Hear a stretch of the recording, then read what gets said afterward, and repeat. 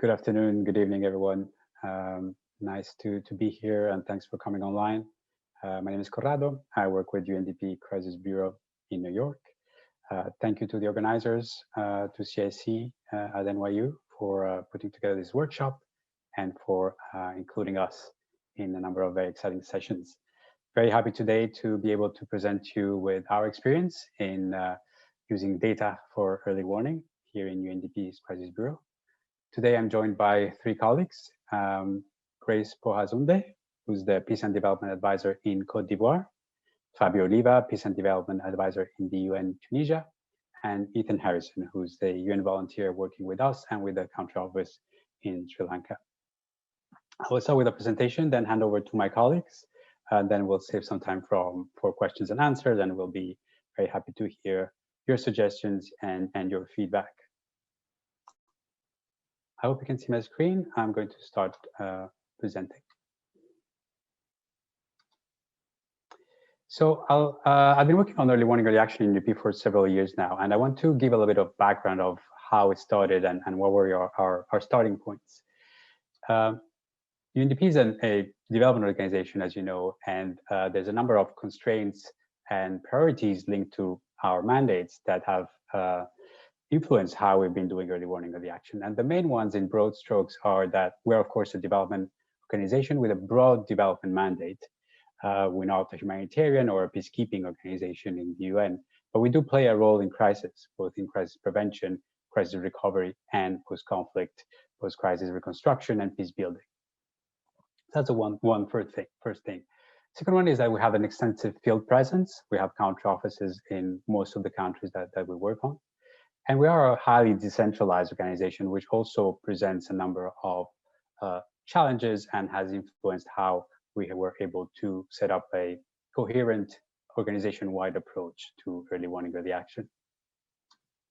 There were then a number of internal constraints when we set up our team, which was that we were in a unit that was supposed to be very operational and inward-looking, therefore looking at strengthening the capacities of UNDP and the broader UN in early warning, early action, as opposed to, for example, building early warning systems for national counterparts, governments, or regional organizations, which is also something that UNDP does, but separately.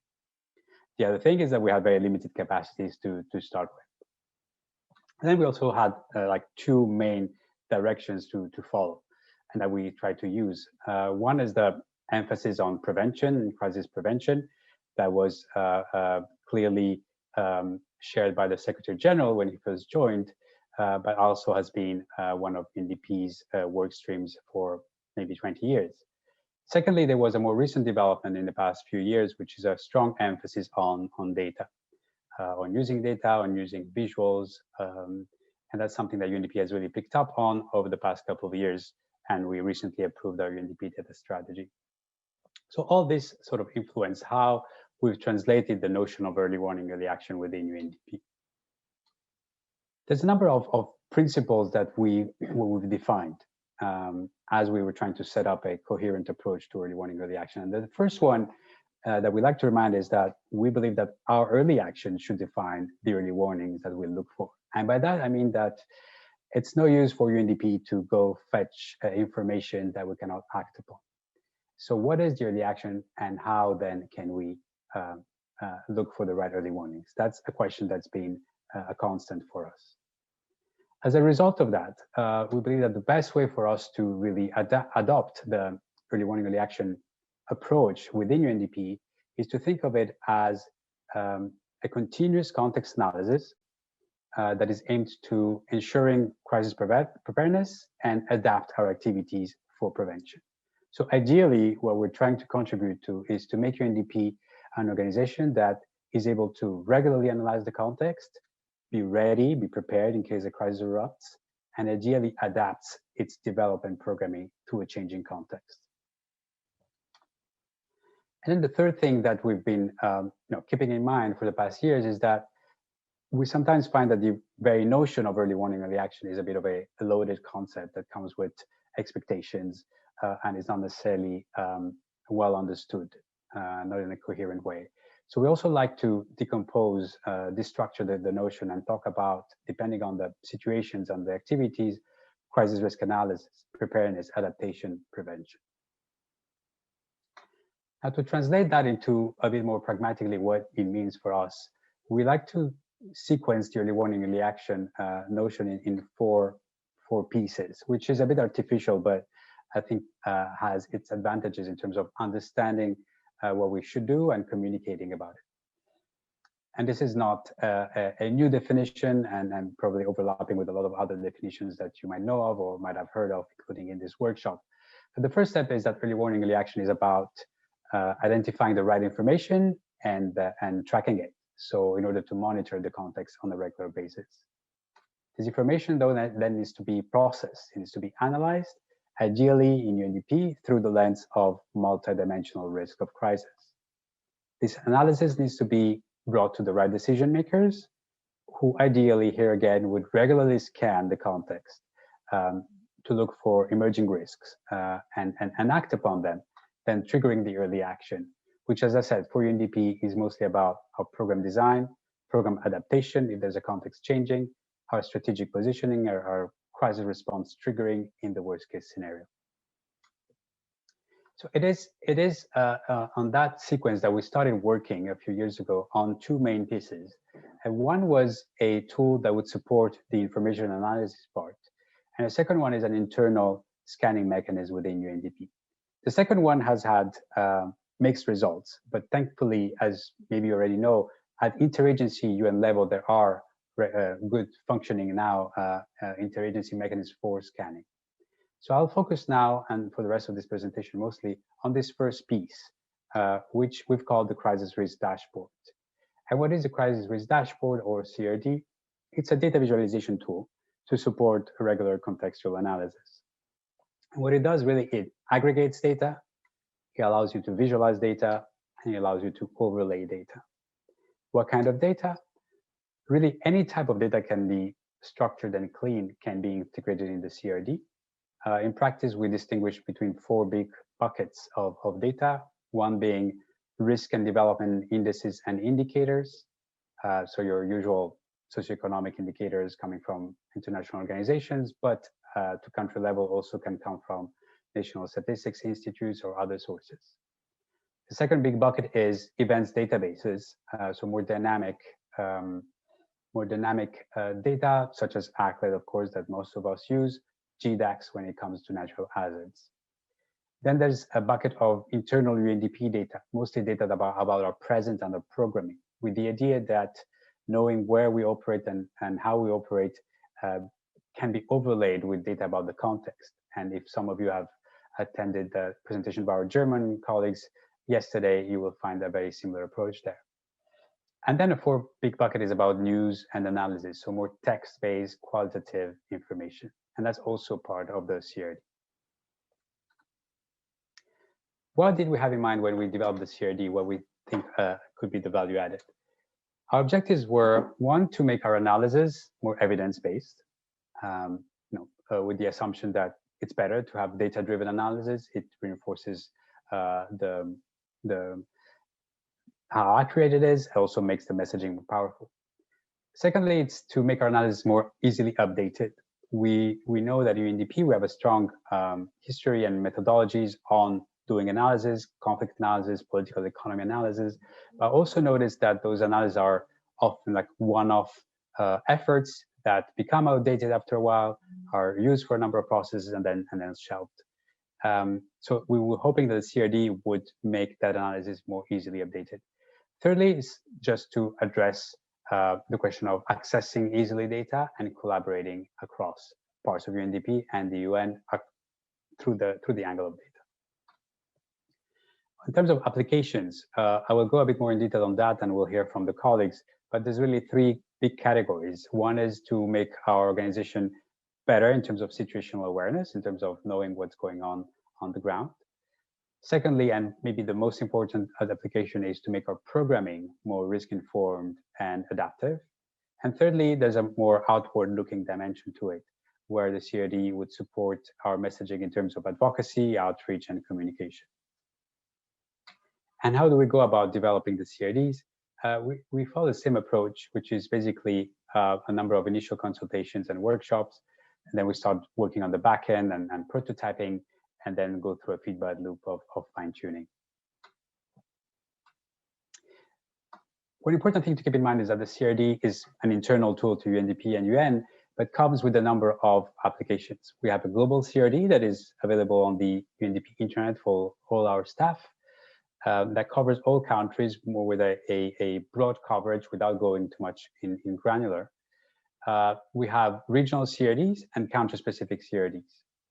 All these CRDs are based on the same data warehouse and technology stack that we built together with our IT department and with the UN International Computing Center.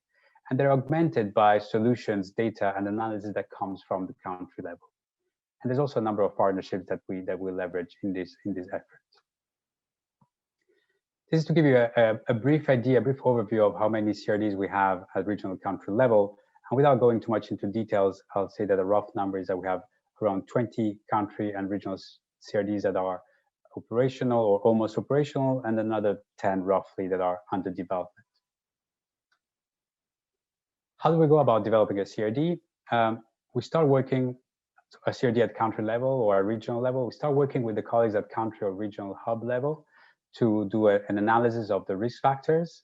And we don't reinvent the wheel. We try to leverage existing analysis and if necessary, complement that with stakeholder consultations in order to agree on some main risk areas that we want to track with the CRD and initial set of indicators. On that basis, we first do a rapid mapping of data sources and very quickly start a first prototype. And in the meantime, in parallel, we work on identifying additional data sources and then, of course, structure and ingest those data sources. We also work as a last step on fine-tuning the visuals in agreement with our colleagues at country level, who will be the final users. We work together on designing offline products. So what are the regular products that will come out of the CRD and then will be used for different types of processes? And then overall, we continue working on regularly updating and refining the platform. I'll give you a quick overview of a bit more detailed of the applications, and then hand over to my colleagues who will give a bit more flesh to that. As I said, the first one is situational awareness, but what does that mean in practice? It means that some of our colleagues on the ground do regular monitoring and analysis, and that will make, the CRD will make those analyses stronger. It's also used for scenario building, which is regularly done by colleagues at country level. In terms of programming, it has been used for project formulation in identifying, for example, which areas should be prioritized in a certain type of programs that UNDP designs and implements, for example, on social cohesion.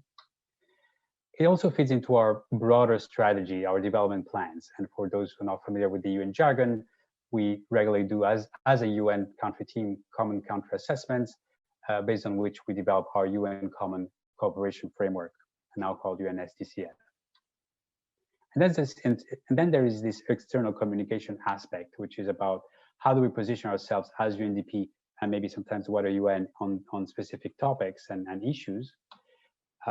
We can use it for advocacy and for resource mobilization with donors. So I've been going very quickly through it to give you an idea of what's behind the CRD and what's the objective behind it. But hopefully this will become now much more concrete as I give the floor to my colleagues, starting with Grace, our Peace and Development Advisor in the UN Côte d'Ivoire. Over to you, Grace. Thank you, Corrado. Hi, everyone. My name is Grace, and I'm the Peace and Development Advisor in Côte d'Ivoire. So very quickly, Côte d'Ivoire has been a country that had a peacekeeping operation and is now going towards stabilization. So it's a classic case of a country that's going from peacekeeping to peace building. So as a Peace and Development Advisor here, analysis for me in terms of providing information and early warning to the UN country team and to the senior leadership in New York on how this peace consolidation effort is ongoing is quite useful. We do have a CRD, and it has been helpful for a number of things. First of all, we developed a few specific topics for the Côte d'Ivoire CRD, depending on the context here. Like Corrado was saying, the great thing about this CRD is that they can be contextualized. In the context of Côte d'Ivoire, there were a few things that we needed to monitor extremely closely. And the first one was the security situation. The country had experienced one terrorist attack in 2016, and the potential for further attacks to actually happen is a reality. So in that regard, we decided to actually take a closer look at the security situation in Côte d'Ivoire, not only at the national level, but also at the regional level. So the slide you're seeing here shows our CRD presenting the security situation in Côte d'Ivoire in terms of incidents that we record over time, the types of incidents, the localities of the incidents, but also we are able to see the trend. If you see the graph underneath, it gives us the trend of those incidents. But the most critical thing for me as a business development advisor is to see where those security incidents are most located so that our programming can actually target those regions. So this is an overview of the security situation at the national level. At the regional level, if I can see the next slide, Corrado. Right. So this is the regional overview of the security situation. Côte d'Ivoire shares borders with Mali and Burkina Faso, and those two countries are highly affected by the terrorist threat. So of course, it is extremely important for me to monitor how these attacks are evolving and how close they are getting to the Côte d'Ivoire border, see the methodology, see the modus operandi in order to inform programming. So we have heavily relied on the graphics and the visualization that the CRD provides us to be able to actually provide to tell a compelling story of how the regional security situation is evolving. Social cohesion and conflict monitoring is also critical for us here in Côte d'Ivoire. Inter-community conflict was a marker of both crises, of the various crises that the country went through, and it continues to be a marker of social cohesion and national reconciliation. So in that sense, we decided to develop or to gather data specifically geared towards identifying the regions that are most prone to inter-community conflicts, the types of inter-community conflicts, and the stakeholders that are mostly involved in those inter-community conflicts. So if you take a look at the map on your screen, it's very clear. You'll see that we have the regions with the colors that are mostly highlighted. That is a key issue, that is a key focus in terms of social cohesion. And if you look at the graphs and the information beneath, we have the details of the types and the subtypes of inter-community conflicts. It can be related to land issue, it can be related to herder-farmer, or it can simply be political disputes. So the CRD here, in terms of the social cohesion monitoring of inter-community conflicts, has also been extremely useful for me as a PDA in terms of orienting all these inter-community dialogues that we sometimes organize jointly with the government or with NGOs. Finally, and on to the next slide.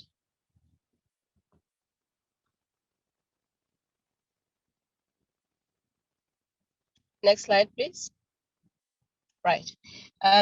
So I was talking earlier about the project, the social cohesion project that we implement in Côte d'Ivoire.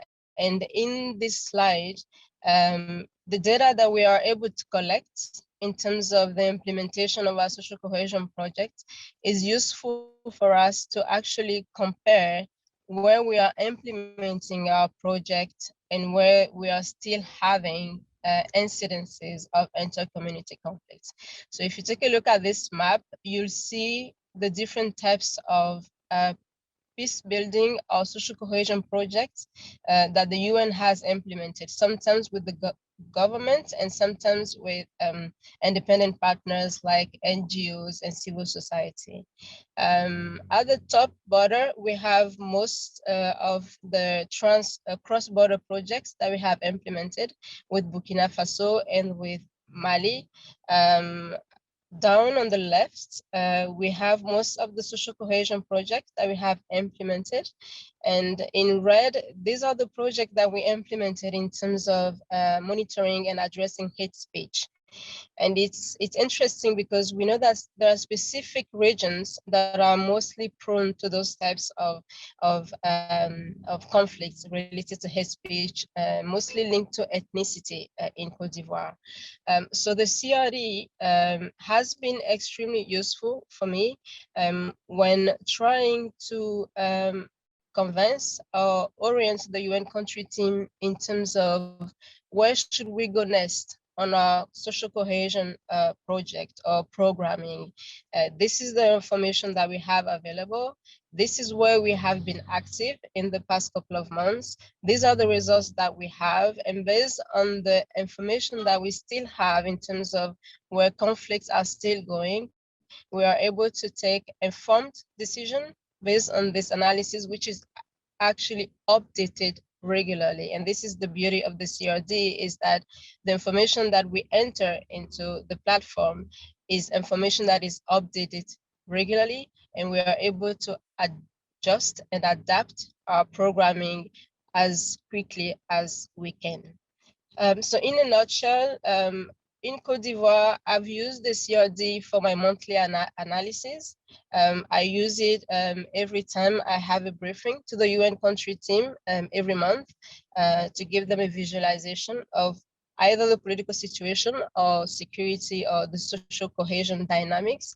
I also use it for engagement with member states, particularly the international communities, those who are financing projects on social cohesion, to be able to sort of advocate for more involvement in X, Y, or Z area.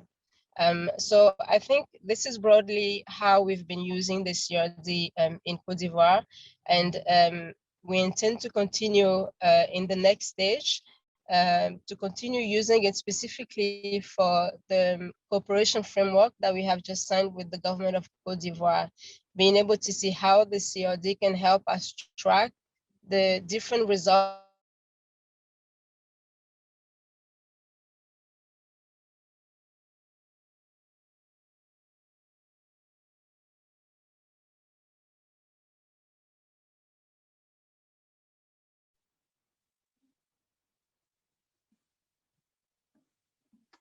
I'm afraid we lost Grace. Thankfully, it was just at the end of the presentation. So I will, I guess, hand over to Fabio. Thank you very much, Corrado. Can you maybe stop? Yeah, so I can share my screen. Thank you very much again. Let me know if you can see the presentation. You should be able to see in full screen. I guess that's a yes. Okay, yeah. I cannot see you. Ahead, yeah, okay. Thank you very much for inviting me and to CIC also for this workshop. My name is Fabio. I've been based here for less than a year now in Tunisia. And I'm also sharing the same job title as Grace before, Business Development Advisor. So Tunisia is quite a different context to Côte d'Ivoire. It is a country that has been going through now a 10-year transition following the revolution in 2010. It is regarded as the success story, I would say qualified success story in the region, in the North African region, in terms of transition and democratic achievements.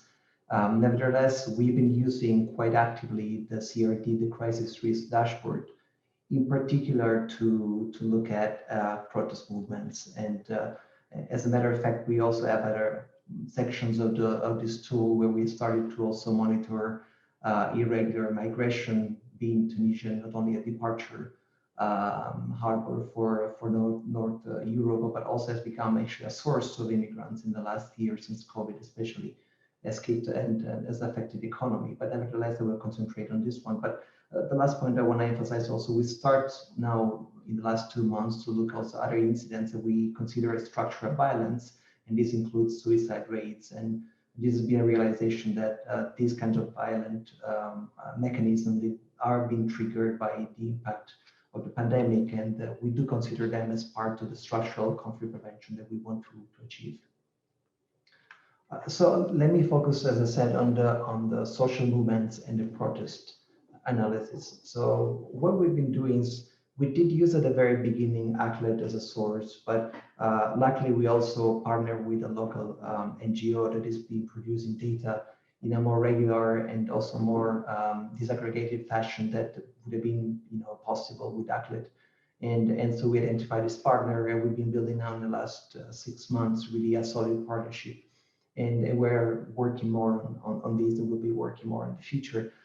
So we have basically almost 2 years of data with this partner that looks at the trends of protest movements. Now we are able to disaggregate for the time being at the level of region. And for those who are not very familiar with Tunisia, there's been an overemphasis of donors and also UN programmatic interventions, especially in the south. This is certainly an area where a lot of fragilities occur at the same time. There's the issue of marginalization, both socially and economically, some elements of diversity. There is some tribal groups at the border with Libya, but there's an overemphasis, I believe, also due to the border with Libya and the instability was generated by the war in the neighboring country, where we are also trying to make a statement with these visuals by saying that the majority of the protest movements, and I will get now in a moment also more recently, more and more of a violent nature, they did occur in other regions of the country. Now you can see already from this map, which gives you the 2 years of observation data, that 2 governorates, Gafsa and Kairouan, are the 2 with the most prevalent data of protests. And this together also with the other one, Sidi Bouzid, where, if you recall, the symbolic immolation of Mohamed Bouazizi started the so-called Arab Revolution, are actually at the core, the center of economic, social, and political marginalization still as of today. Something interesting that I want to show with the next slide is here I'm reducing the span of observation starting basically in the past 6 months. What we notice is that we started gradually to see more and more events that are defined by in our categorization as instantaneous movements, and this in basically the explanation of this is that these are movements that or protests that be not announced publicly or are not considered as organized by a traditional political party, a civil society organization, or the trade unions, which are very influential here in Tunisia.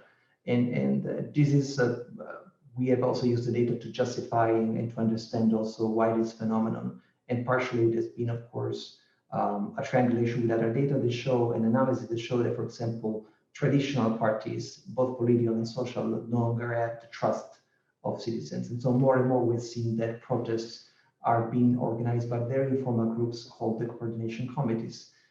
They don't quite figure within the institutional traditional partners. And the result of this unorganized, quote unquote, movements is that they tend to be more violent. And this is, of course, because the restraint that is operated by trade unions or by large organizations is not there. And also protesters tend to be more violent, and the repression by security forces is also as violent as the protests. And this phenomenon you can see here also, it's getting more and more radical. We see some of the most affected regions like Gafsa, that I mentioned before, that have now almost basically 91% of protests are spontaneous or instantaneous nature. If I quickly go back also to this graph, this shows also that in January 2021, we had the highest number of protests in the last 2 years, but also we consider looking at historical data, this has been the highest since the revolution.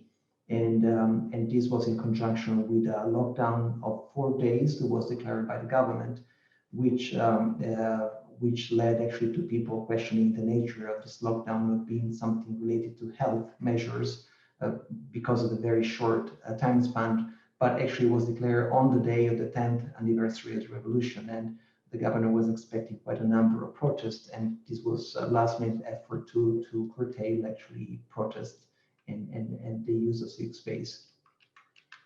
And this is the last slide where I'm really trying to focus on the two governorates that altogether in the last 2 years, 33%, so 1/3 of all protests that took place in Tunisia. And this is a way also to disrupt the narrative here, because as I mentioned at the very beginning, there is a prevalent narrative whereby insecurity is mainly at the border with Libya. And as a result of that, also a lot of programs by the UN and also by the donors community is focusing on the south in those regions that are bordering Libya. And to some extent, also this is a way to question some of the preconceived ideas about programmatic interventions. But also it's important because it's not only the highest number, but for example, Gafsa is also the region in 25 governorates in Tunisia. It is the 16th by population. So there's also, if you would qualify and disaggregate by population number, the number of protests will be even higher. Now, looking at the results, which I think we have been achieving the past months of using the CRD, it's been mostly in terms of influencing in a positive way the discourse of development and discourse of early warning, but also the leverage that we've been providing the UN by using visuals. For sure, and this has been acknowledged both by UN, but also by the donor community, like in the case of Grace, we do make presentations to the community here. We have gained a more nuanced understanding of social unrest. We've been going through a lot of previous generalizations of both the motives and the actors, and actually the data showed us a very different story that we're able to tell at the moment already. The second is about prediction and acting upon analysis, which was mentioned, I think, by Corrado. And this is not a crystal ball, but it's more looking at past trends. We understand and we can predict most of the times what kind of movements and protests can take place and who are the actors. And by predicting, I think this is more about getting the narrative and the trends. As the saying is, history does not repeat itself, but it does rhyme. So we found these rhymes in the protest movements, in the way they're organized. And thirdly, again, this is work in progress. It's an effort to refocus the geographic attention and of interventions of not just UN programs, but I think also regional interventions, since we are more and more focusing, for example, on cross-border work, and the border with Algeria has been, in my view, quite neglected in the storyline of cross-border issues with Tunisia.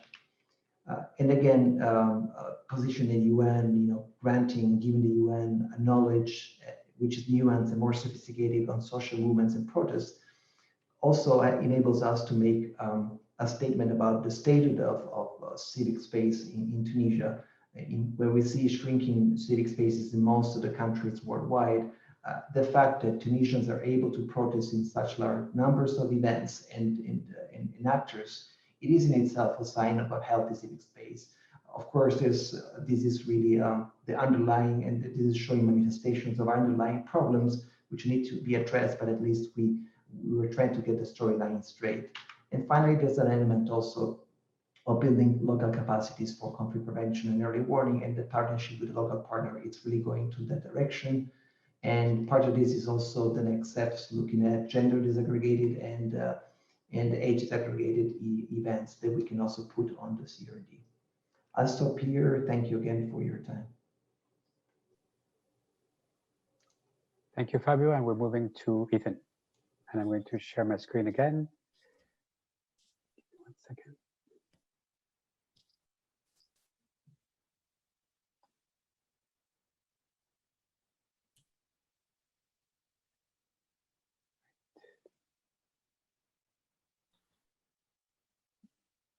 Great. Looks great from here. So hopefully it looks good for everyone as well. Thanks, Corrado. Thanks, NYU, for having us. My name is Ethan. I'm a UNB and I work with Corrado's team in New York and then the country office in Sri Lanka as well. So briefly, the use case I'm going to talk about today relates to analyzing and monitoring conflict and hate speech in Sri Lanka. I'll talk briefly about what we've done so far and then where we are looking to go as well. To give you a bit of background, the UNDP country office in Sri Lanka was interested in monitoring the dynamics of conflict and online hate speech. So we've helped them build a crisis risk dashboard, or CRD, that intakes a host of data sets to help them monitor these dynamics, along with your typical suite of economic and demographic indicators as well. One of the ways UN Sri Lanka uses the dashboard is actually for the production of knowledge products or situation assessments, like the one you see on your screen now. So this was a draft knowledge product that was produced, I think, in early March. Yeah, February 28th. So there you go. And so in regards to the conflict monitoring side, we supported UNDP Sri Lanka via the visualization of bespoke or localized data sets collected by, very similar to the way Fabio outlined, collected by local NGOs or CSOs as well. So an example of that is the religious violence data that I think is visualized on page 2. So Corrado, if you want to move through the PDF as well. And then I think more interestingly, we've also taken these data sets and developed additional analysis layers on top of them.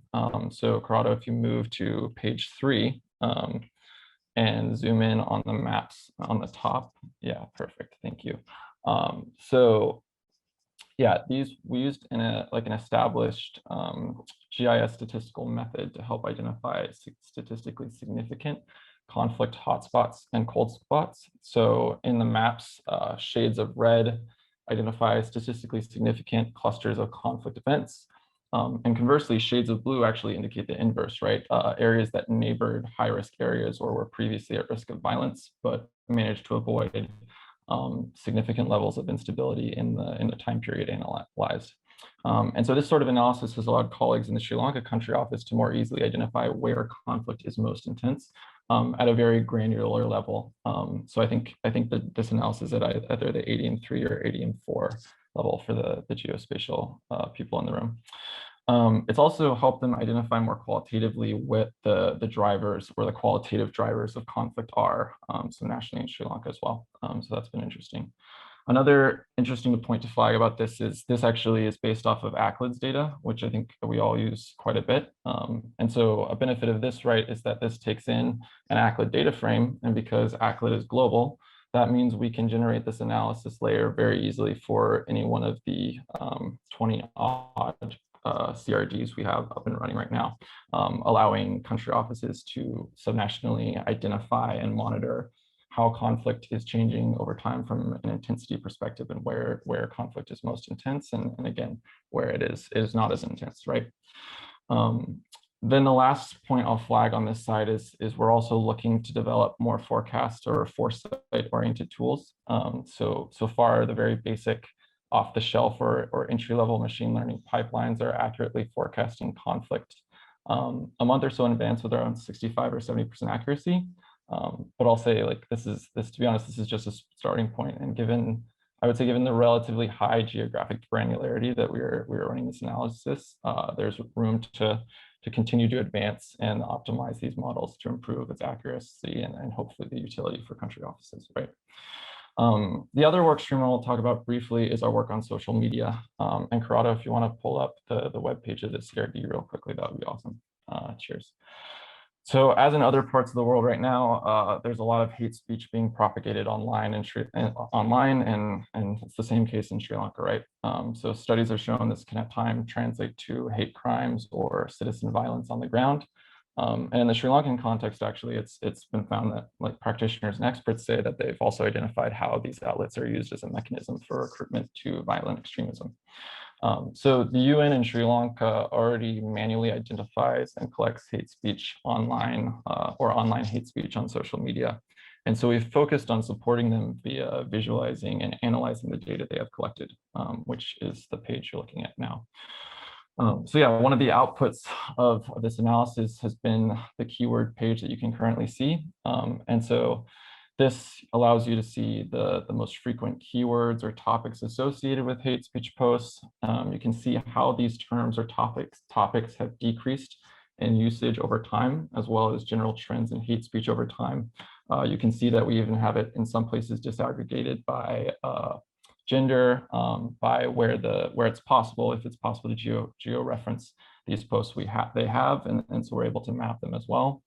And we also have some analytical layers within this, right? So for example, if you click on LTTE, which for those unfamiliar is an acronym for one of the main actors in Sri Lanka's conflict, you can see that the database automatically filters, and you can see a list of words that's most frequently associated with this term, right? And you can see how that term has increased or decreased in use over time online. And so if you're thinking about this from like an early warning perspective, right, it allows you to walk through potential scenarios like, okay, there was an increase in the past month regarding the collective use of LTTE video and recruitment. So a higher number of videos elevating the profile of LTTE were released in the past month. What does this mean for conflict, violence, instability, whatever you're interested in analyzing or the country office is interested in analyzing in the near future? So, I mean, yeah, in summary, this work, and I would say the CRD in general, enables the UNDP country office to monitor the country's digital pulse, as well as how the on-the-ground situation is changing over time in Sri Lanka. It also, as we highlighted, informs the knowledge products and information they share both internally and then also disseminate to their civil society partners working in the field. The last thing I'll say is in terms of how we're looking to expand this work. So similarly to the conflict monitoring side of things, we are currently in the process of developing a more dynamic system for identifying and classifying these posts using a combination of hopefully applied machine learning and then lexicon-based search terms as well. But at the same time, this presents some pretty unique, or maybe not unique, some pretty serious challenges due to the variety of dialects in Sri Lanka. And then because of that, we lack many of the digital tools that are available if you were trying to do this sort of work in, let's say, English or Spanish, right? So that makes this work particularly challenging. So we'll see how that goes. But yeah, that's it for me. Thanks so much for listening. Happy to answer any questions about what we've done so far and where we'd like to take it in the future. And I guess I'll hand it over to Corrado to close. Thank you, Ethan. I'll close with just one last slide, which is about our challenges and next steps. Hopefully you will have by now a good understanding of the potentiality of the CRD tool. There's of course a number of challenges that we're facing. The first one is in terms of capacities. We have some very good CRDs now, led by some very good colleagues. The UN in general and the colleagues we're working are submitted to some form of turnover. So there's one challenge that we face, that the colleagues leave and then we have to sort of restart with new colleagues come in, sometimes after a gap. There's another challenge in terms of data skills and data literacy, which is generally, I would say, not particularly high in UNDP. So what are we doing to address that? And one is we're investing in guidance notes and trainings and managing the knowledge the experiences that we get from colleagues and make sure that those are consolidated and stay in our institutional memory and are then shared systematically. We're also investing at the regional level. We think that one way to address this is to make our regional hubs stronger in terms of data skills and data literacy, which is why we've contracted information management experts in 3 of our regional hubs in the past year. And then we are working towards making the CRD more grounded in the institution and embedded in existing processes, which we find is the best way, of course, for it to stay and being used in a sustainable way. There's, of course, a challenge on data quality. Of course, we work in countries where there's a low level of data many times and low quality of data. To address that, well, one thing that I haven't mentioned here is that we try to first make use of the data that the UNDP and the UN already has and manages and can put together. But then also we're looking into exploring new sources and features, and I guess what Ethan presented goes in that direction. Social media monitoring, predictive analytics are topics that others have been more active and more successful at in the past. We're gently starting to get more involved ourselves. We're also following what others do, researchers, academias, and other leaders on proxy indicators and use of big data, which potentially is a promising way to address this. And lastly, one thing that we are doing more of is strengthening the data-driven analysis side of things. And by that, I mean that so far, well, I guess until last year, we started as a CRD as really a data visualization tool to support our analysts. And we're trying to become more of an accompanying function to the analysts themselves by developing guidance, by developing modules on how to do data analytics and how data analytics can work, can support us. Right, I'll stop here. We have a few minutes left. There's been some questions already in the chat box. Please do add if you wish.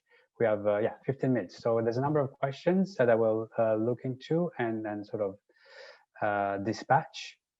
The first one is from Sylvester about Nigeria and asking how they can use these templates for at local level.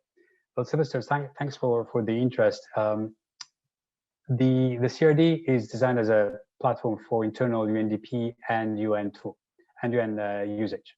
So it is not open, at least so far, to non-UN partners. And the reason behind that is grounded in our mandate at our small level. And the objective for us is to strengthen how we do in the UN analysis so that it supports our activities. Now, the question of sharing the CRD more widely with government partners and donors and others has come up a number of times. And there is a potential development there that we might actually do that if our country offices so desire. Now, in the case of Nigeria in particular, Sylvester, what I can tell you is that we just started working with our colleagues in the Nigeria country office on a specific CRD.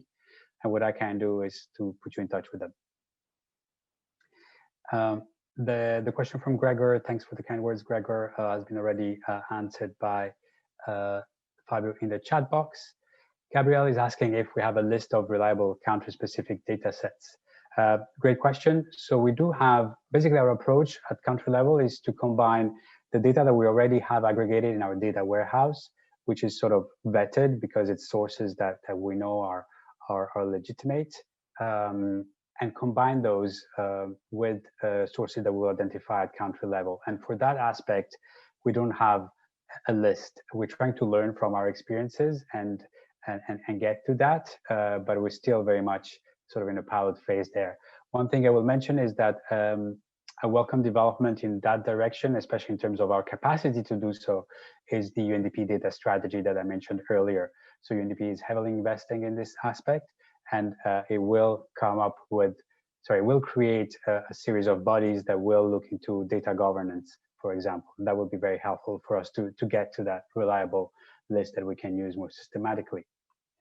There's a question for Grace on a partner in Côte d'Ivoire. So Grace, if you don't mind, I'll hand that over to you. And the question is from Mark about INSO. Yes, thanks. So INSO doesn't have an office in Côte d'Ivoire. They are in Mali and in Niger, but we do access their data mostly on the regional security incidents, not specifically on Côte d'Ivoire. They are just not present here. Yeah. Thanks, Grace. There's a question on social media platforms that we monitor in Sri Lanka. Ethan, do you want to take that one? Yeah, absolutely. Actually, let me turn on my camera. So the data that was visualized that Corrado showed, that was just Facebook. In terms of what we're looking, what we have access to, we have access now Facebook and Twitter data.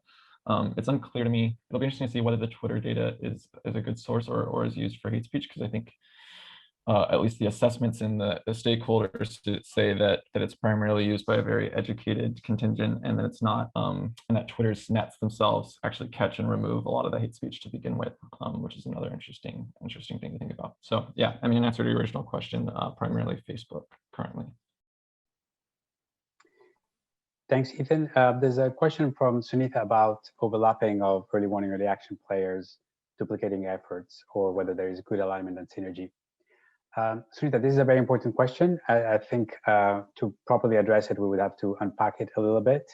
What I can tell you is that at UN level, as you have heard from colleagues, the CRD is a tool that can be used beyond UNDP and by other parts of the UN. And therefore, we see it as a tool that actually can align different parts of the UN around joint analysis and ideally an early warning, early action. Now, of course, other non-UN stakeholders are developing similar tools. Personally, I think it's a good thing that the German Foreign Office has their tool and the World Bank has their tool, and so on. We actually are in touch with some of them, at least. We're in touch regularly with the colleagues, for example, that I mentioned from Germany, from Netherlands, UK or France, World Bank, EU, who we know are working on this area of data and early warning. We have an informal community of practice where we update each other and really try to learn from each other. And I think workshops like this one also really, really help. So I think as long as there is sort of information sharing about best practices and challenges, I think it's a very good thing. And then, of course, there's, I guess, the bigger picture of alignment, duplication, synergy, but that's one I think that goes beyond this discussion, and then maybe we can have separately. Fantor is asking about the tools that we use for monitoring social media. There's a number out there. Ethan, do you want to give an overview? Or just sure. which ones we're using? I think it's a choose.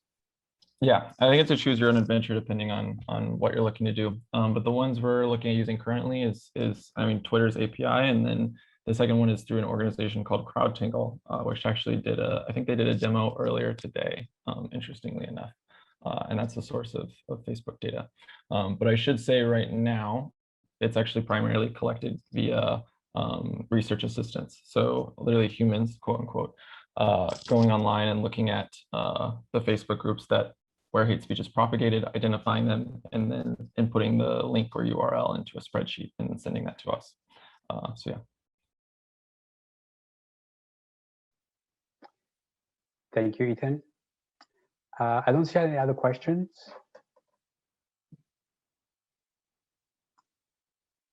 If there isn't anything else,